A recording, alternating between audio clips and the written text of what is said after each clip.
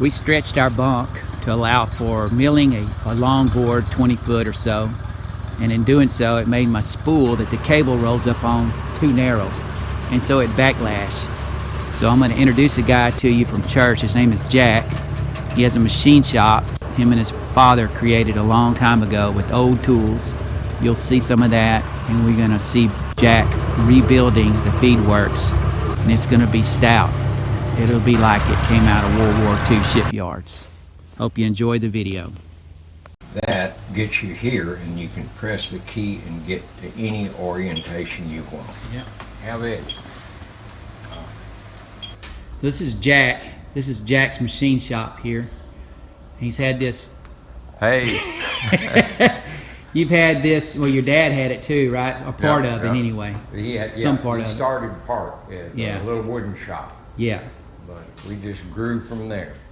So he's got lathes and milling machines in here, welders, everything you'd see in a machine shop, and he's basically bought it all through auctions, right, Jack? Yep, every bit of it. Yeah, and he does projects for different companies and people all the time. And one of the things he decided he would help me with is remanufacturing the feedworks. Now, this feedworks is way stronger than what used to be here. This was all paper thin right through here. This is what it used to be. What would you say that? Is that even an eighth? Yeah, it's an eighth? Just flat bar. Yeah. And these bearings were all pressed in, right? These Belsaw bearings. Yeah. And then one of the things that Jack told me is he couldn't get these pulleys off, so he basically rebuilt these pulleys. These are the original pulleys, but he rebuilt them. I had to destroy them just to get them off. Yeah, I spent 6 years in the Navy. I went in, this was when Vietnam was as hot as it could get, and they were drafting people everywhere. If you weren't married with kids, you were on your way to Vietnam. So I wised up and said, I don't want to go in the Army for sure. I don't have the chutzpah to be a Marine, and the Air Force is, not really interested in that. But I'm really attracted to the Navy. So Dad was in the Navy, and I had his old Blue Jackets manual and stuff like that, and I was kind of raised with the Navy being something. So that's the direction I went. This is the most used tool in the entire shop. Every job you're going to use this at some point. And it's just a bandsaw with a horizontal bandsaw. Horizontal bandsaw. Completely. Yeah. Nothing automatic about it except the cutoff switch when it hits bottom. I've had this thing probably 30-something years. It was one of the first tools that I managed to get. And I took it completely apart, cleaned everything with a toothbrush and a wire brush, and then meticulously painted everything, got it looking beautiful. And then I fired it up for the first time and realized that it'd throw the band off. The bands wouldn't stay on it. So I had to go back through and realign everything and start learning how a bandsaw works. Yeah. And little by little, I got it done. Got another motor, 2 more shifts, spent a lot of money. Well, not that much, but at that time, it was a lot of money. I go join the Navy, I come back from the enlistment center, and my mother hands me a letter that says, "Congratulations, you're drafted, you're going in the Army." And I went, "Too bad, the Navy's already got me." I bought that out in Abilene from a big shop that was going out of business. And I haven't fixed it up or anything. I plugged it in, started using it, and I used it so much that I haven't had time to do that, What the old Johnson got, this one never has. And, but I mean, it just keeps cranking out violence. What does this little grinding wheel do right here? This is for the blade welder. It's an automatic blade welder that doesn't work real good. It works, but not real well. Yeah. And then once you get that done, you have the excess of the well That's where you grind it off smooth. Oh, okay. Yeah. It's nice. It's just stick it in there, push that down, and it melts it and shoves it together, and then let it cool off, turn it loose, and then Okay. just, it's used from everything from sharpening knives to axes to you name it, wells. But the handiest tool in the world. Yeah. Everybody that comes into this shop that says, "Can I use your sander?" This is half inch. Happy.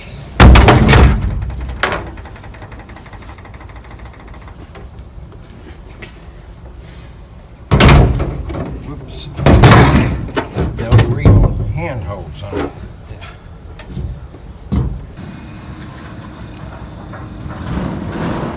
All right, we're back at the sawmill. There's the feedworks. We're fixing to lift it in place. You ready?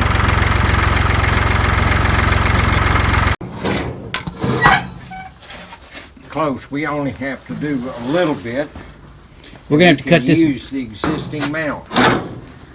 But this one back here is a little higher, isn't it? Yeah. Well, that shouldn't make a lot of difference. Well, we got to clear the carriage. As long as that clears. Ah, that's what it is hitting this shaft. Let's see. We may have to Cut that off. Yeah. Yeah, that's no Yeah. problem. I got the chop saw to do that. Okay. You wouldn't have one of those little portable things, would you? Yeah. Mhm. All right. That'll cut it right off. Yeah. We're going to have So we cut the shaft. to work right and- along in there. This is pretty close, right? Because nothing, see, here's the clearance right here. Yeah. Well, we got that pulley. We'll have to make sure that gear right there on the carriage works. Yeah. Make If sure we that move clears. over far enough, I think it'll come right across here. Yeah. So it shouldn't interfere. Okay. These are what we have to be cognizant of right there, I Yeah. bet. Uh-huh. That's almost right on. I don't believe I hit it that Well, good. you AutoCAD it. You put the AutoCAD on it. Yeah. I tell you what, that has been the handiest tool. We're close enough to original dimensions with the power unit or the control, whatever you call it, that we just have to do just a little bit of modifications, add a little bit of material to bolt down through on this end, and we can either drop it, but it clears already. I know, but it'd be nice to have it level. It'd look Okay. a little better. Okay. We're going to have to do welding anyway, right? We've got to bring that down about an inch to go Yep. through. Yep. So, Okay. All right, let's fire up the. I'll tell you what, real quick. Well, let's fire up the welder, and I'll bring the cutting torch over here. okay.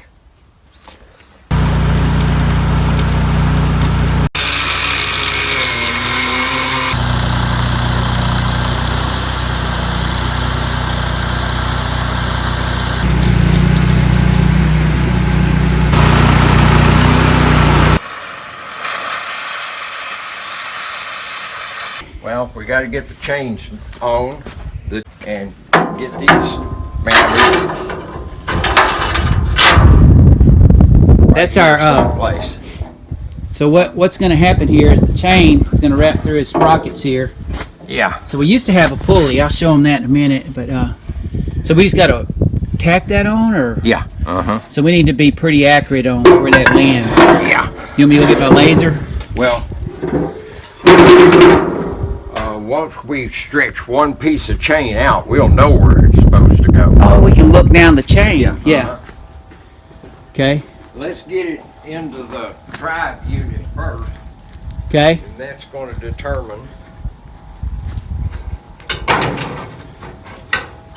What'd you say that was? Half-inch chain? Half-inch roller chain. Heavy duty. Well, it's heavier than bicycle chain. Definitely. So we've got this all put back together. The tiller, everything's connected. The belts are running true. And we've got We've got a bolt there, a 3/4 inch bolt that will tighten the belts on the drive works. There you go.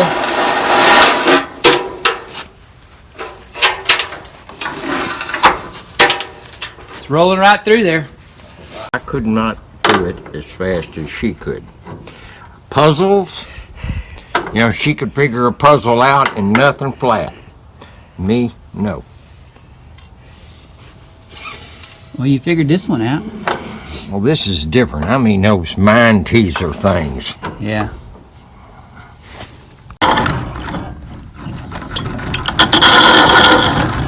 Can I cuss in this movie? No. You think we ought to use the electric grinder? Yeah. Let's go to the electric one.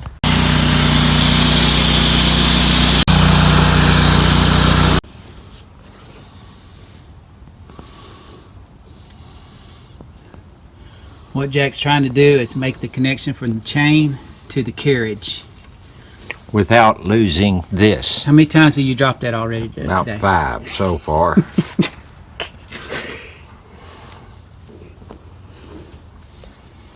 These videos are marked for children too, so we can't cuss. Oh, okay. How can I communicate? I was thinking.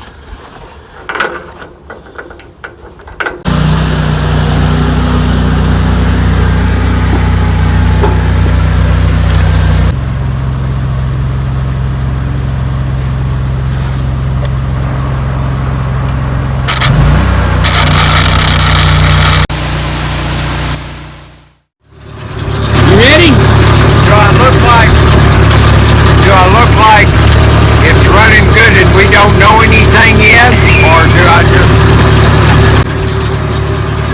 Let's go!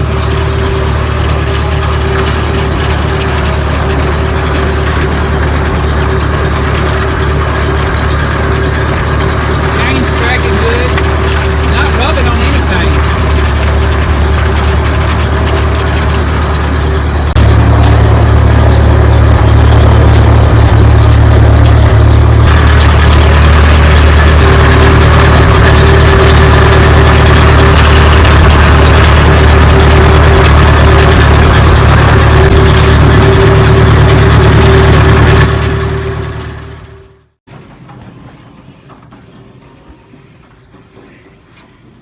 Revision 2. Revision 2 coming up.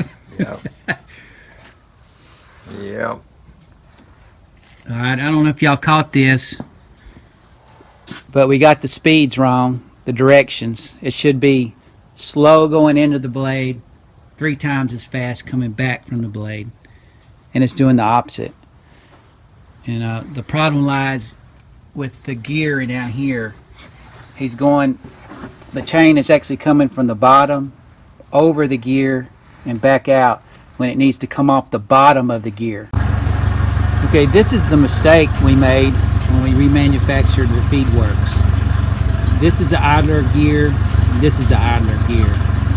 This up here, this used to be the spool, or it drove the spool, cable spool. Now it's an idler, it's also a gear. So the way it currently runs is the chain comes in here, goes over the top here, and then back out. So this top driven sprocket is turning this way at the 3x speed. So you can see if we're turning that way, it's pulling the chain off of here. This chain runs down and goes through those, you saw us welding this, I don't know, a receiver on this end, and this comes back and is attached to the carriage. So if you're going this way fast, it's pulling the chain away, pulling the carriage this way. So we have to reverse that. So what we're going to do, or what Jack's going to do, this is the original 2 idlers, and then we have our driven gear right here.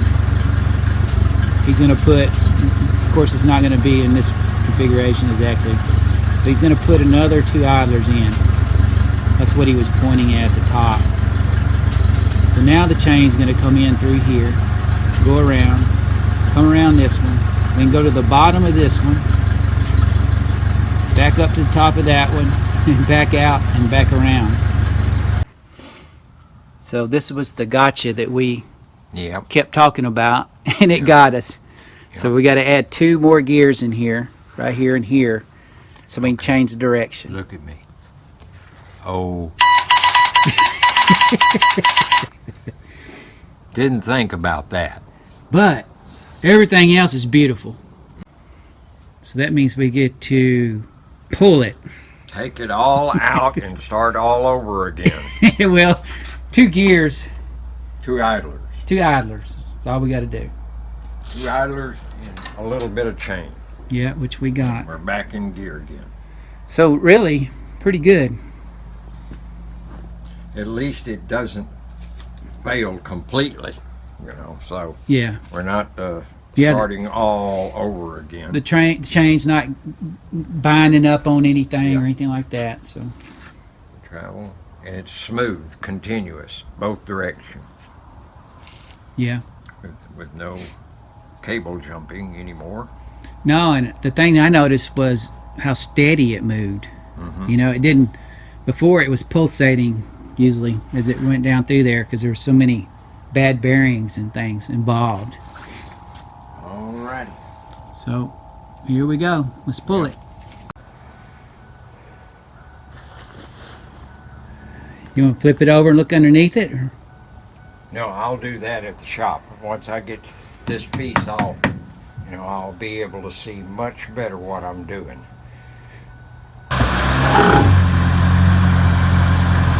And I really thought we were going to be having coffee, just slapping each other on the back about this time, you know, but here we are. Nope, never happens. Never happened.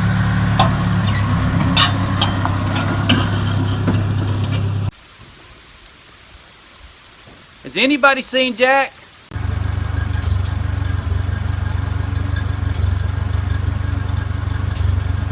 It's been over 3 months since this sawmill's been down. I'm ready to get this thing to milling some logs.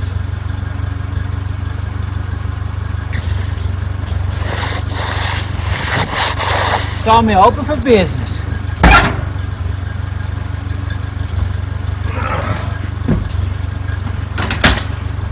Where's Jack? Still no Jack.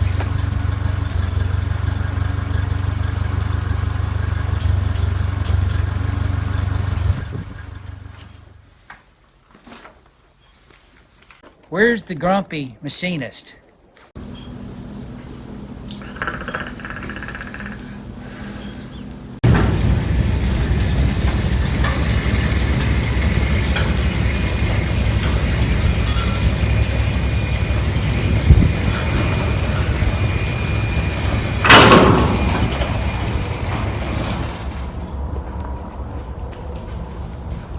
Okay, time to get to work. Is it warm enough for you now? Oh yes, it's springtime. How'd you tap those all the way down through there like that? Well, you just drill the hole, the tap hole, and the milling machine is accurate enough to where the DRO tells you how far to move, and get all your holes in there, and then get your old Milwaukee drill, chuck up a tap, and go to tapping. It's a really nice job, the way you set that in there. Real precise. Or precise enough. It is so nice when you get a digital readout.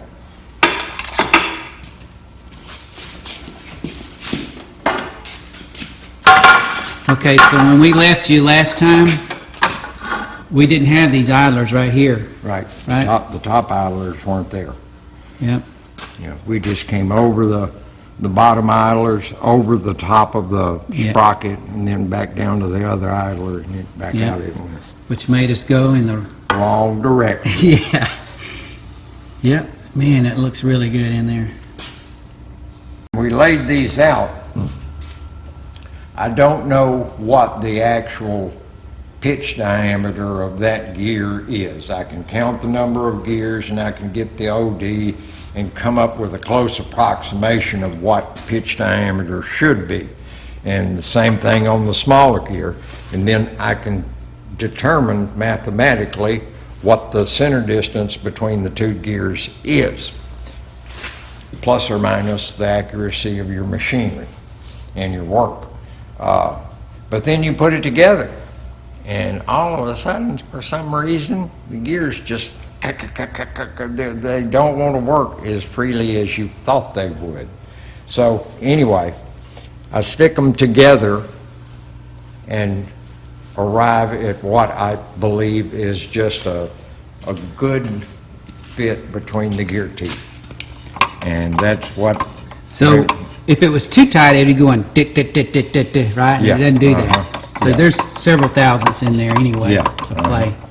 It's plus or minus 10 thousandths, I would say, on the center distance of these two shafts. Okay. But it's, you know, once you determine that, doing it on a milling machine with a digital readout, I can hit that real accurately. But it just, the end result is determining how well I figured out what the distance should be by just running the gears together. Okay. I see we got grease zerks on here. How often should I do that? Should I grease it? Well, it comes with grease in the bearings. This is not an application where you're running at a high speed all the time. It's intermittent and low speed, so your grease requirements are going to be very small. Okay. I would just leave them alone until, you know, the temptation is to get on there and pump them full until grease starts coming out of the bearings. Immediately, when that happens, you've overpacked those bearings. Okay. They're going to run hot until it gets all that grease out, and it'll just settle down. So I'd leave it. You know, run it for a while, and you know, if you're after a day's run or something in the hot summer, if you put your hand down here and that bearing is hot, well, you know you better put some grease in it. You know, a little bit. Now Just give it a little. these idlers here, there's nothing for me to oil on those, right? No, they're seal bearings. But, you know, that's a seal bearing. They're all seal bearings. Yeah, yeah. So one's in the same situation as the others. It's really smooth. Yeah. The big thing is every now and then, you know, it would be wise to just pull the top off of it and look down in there and watch it as it works. And if the bearing is worn out and the thing is wobbling like that, you know, well, I'm going to have to change that. I have a feeling that I'm going to wear out before it will. Yeah, yeah.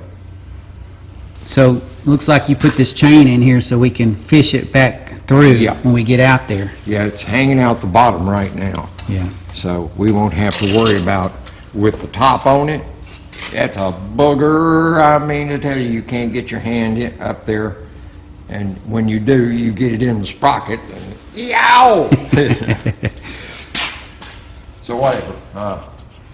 But with the top off, it's a pretty simple deal. You know, so. Yeah. But it's driving off of the bottom like it should now. Yes. This is Rev 2, so it should be the final Rev. Yes, sir. You guarantee it, Jack? No. And no. We're going to go out there and we're going to get one problem solved. This is like Elon Musk does it. You know, build it, try it, you know, and then you discover something you didn't think about before. But.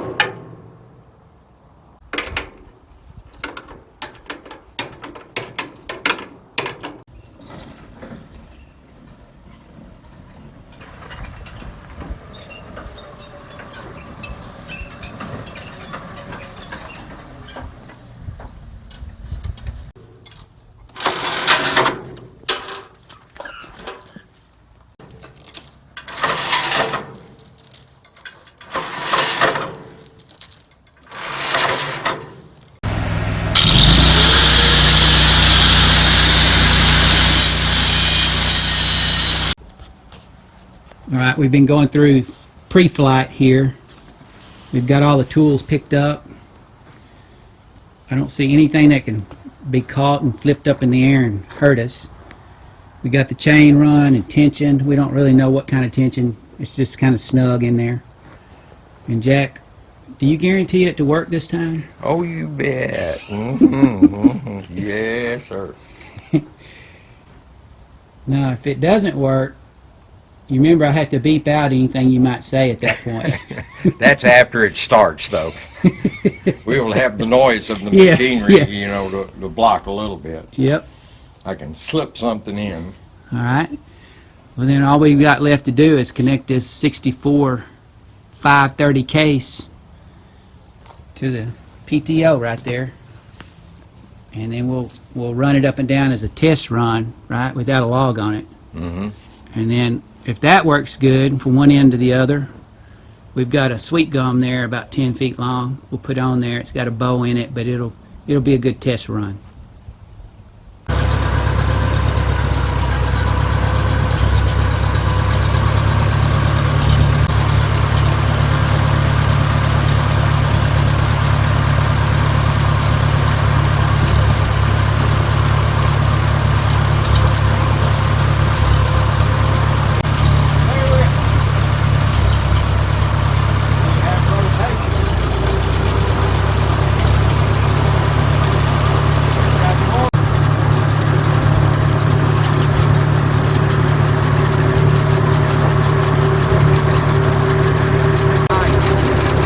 Something's not right.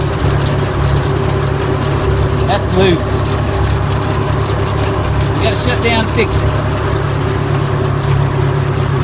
16ths is the biggest hole we can put in it without cutting into the thread. So All right, we're gonna drill out where the set screws go so these don't slip anymore.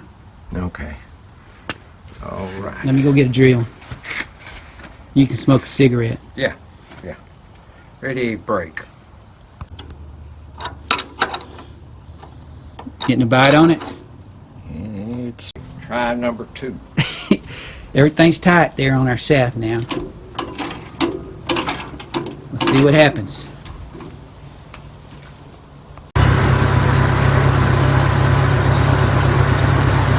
Something's not right. Is it gonna work? Try number 4. Okay, so here's what we figured out. The carriage was not moving very easily, and it's because we were coming in on the wrong side. We had our pulleys, our tightening pulleys, opposite of what they should be. So this one has to enter from the bottom, and that one tightens from the top. Or it doesn't work at all. One or the other, right? Amazingly. You know. So here we go. Let's crank up one more time. Yep. Number 4. Well, for SpaceX, the 3rd time's a charm. Maybe the 4th one's ours. Here we go. Yeah. Coming on.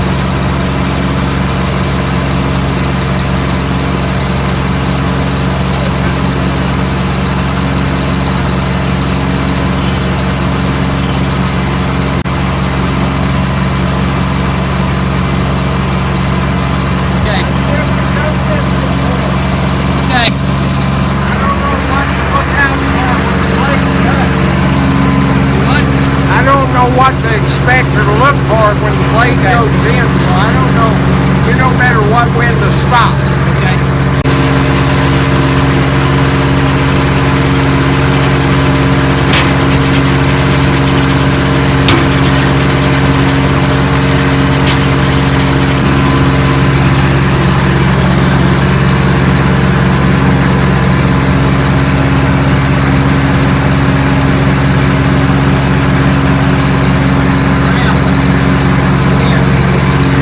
Other side.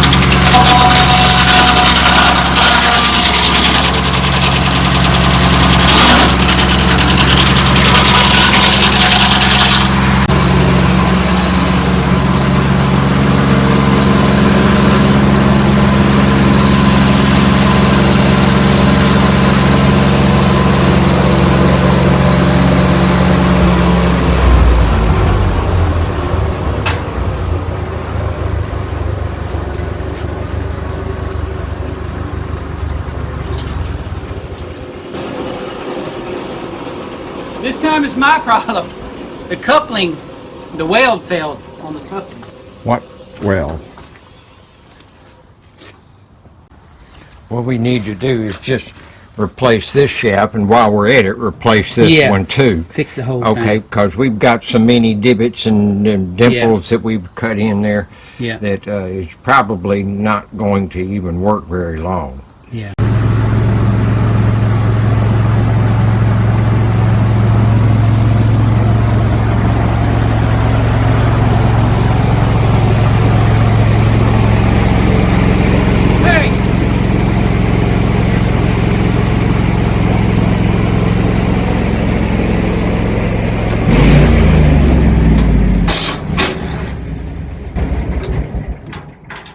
We cut the board, and then we found out all the other problems. Okay, revision 2.5.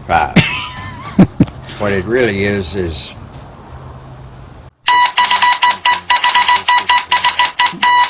yeah. what the hell is it doing? Why is it doing this? Yeah. Because we didn't do it right the first time. Yep. We did cut a board except for the pulleys, the belt tightening pulleys were hitting the bottom of the carriage, so you probably saw me going back and forth. I was trying to get a little momentum to get past this right here. The pulleys were hitting on the underneath it. But we're getting closer, and Jack's going back to his machine shop.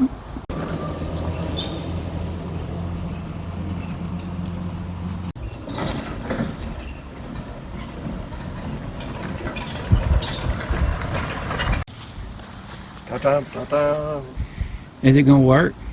Well, I certainly hope so. I'm not going to say absolutely for sure this time. Okay, you found bolts?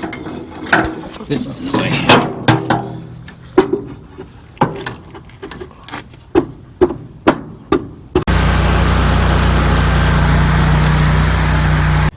Okay, we got it welded up. Everything's in place. I'm not sure if that might be a little high right there. We're going to find out. You ready, Jack? Yeah, Ready. Let's make sawdust.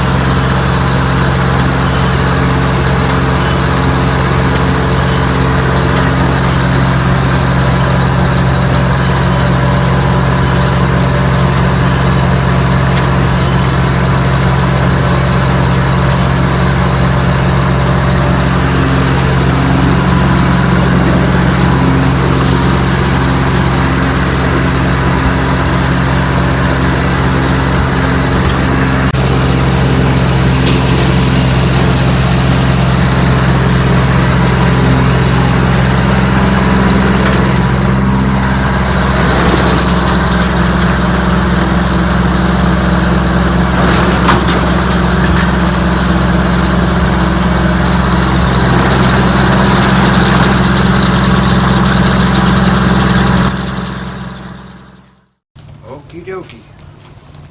This stays. So we're gonna cut you're gonna cut a new 3/4 inch shaft. Yeah, I gotta take it with me too, because I gotta make that hole. We are getting there though. We just need to make a few more mistakes and it'll be done. Yeah, that's right. That's right. Sooner or later, the mistakes will mesh. You know, it's like going all the way around a gear on a shaft with one keyway, and you keep putting it in the next gear, the next gear, the next gear, and finally they'll match up.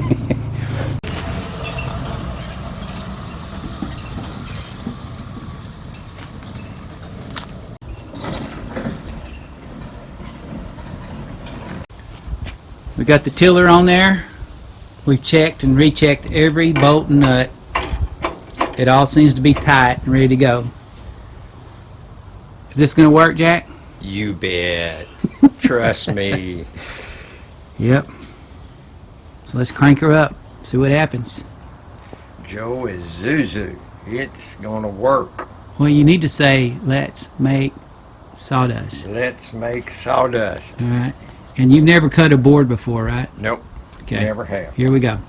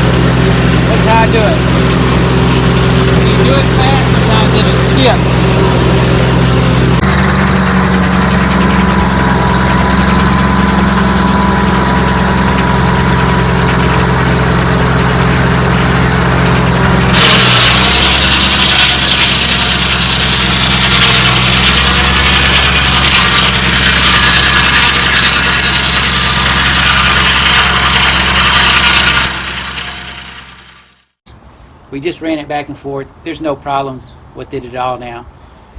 And Jack cut his first board. Yep. And we got two. We got a 3/4 and a 1-inch that we cut.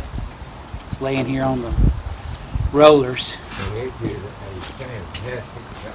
I was amazed at how easy that blade went through this wall. Yeah, you ran it. Well, there's one guy that I want to bring up that I showed Jack one of his videos this morning. It's farming, surviving 20 acres in Maine. I'll put a link in here somewhere for him. But he's basically has an old Belsaw M14, and he's redoing the husk on it also. He calls it a husk. We call it a feedwork. He's a Yankee. We're a redneck, so. We talk about him going yeah and all that. He talks about us going y'all and whatever. Anyway, he said he'd come down here at some point, so we'll get him to saying y'all and stuff like that. Yeah. Anyway, that's We'll teach him Southern redneck. Southern redneck. So I hope y'all enjoyed the video. You saw us make a lot of mistakes and correct a lot of mistakes. But we finally got the success. Yeah, Jack's got his coffee, but this board is true as it can be at 3/4 all the way down. Pretty good. Pretty good. Yep. And this is, Amazing. I think this is 10 feet, 10-foot board, something like that. It's Yeah. a lot longer than your bed. Yep. And it's one piece. Yep. Uniform. Yep. Good. Adios, amigos. Oh, Dad would let us drive or take the pickup to run the Sunday route because it was big papers. It wasn't just the normal daily paper. And that was the top part of the week right there. Getting to run around without Dad supervising me in any way, just turn us loose in the pickup. And what was the pickup? It was a 53 or 54 Chevy long bed, 1 ton with just single tires. But it had the tailgate up off of it. It had a steel bed put down in the back with a headache rack behind the cab and a winch. And gin poles hung off the bumper. And instead of the tailgate, he had put a roller. And he loaded and unloaded and delivered butane tanks with that truck. So it was the only pickup we had. So everybody used it for everything, you know. And with the gin poles, it became the winch truck, you know, you pick up whatever. Now wait a minute, let me get this straight. You had a gin pole truck, 1 ton, that you threw papers out of? Yeah, you know, you drive it along 4-speed transmission and everything, and then you get to the paper, the house you're throwing the paper to, and it's either throw it out the window this way or throw it over the cab that way. You know, and Well, let me ask you another question. How many mailboxes did you take out with that beast? well, I don't know. It was a city street, so, you know, you couldn't get going very fast.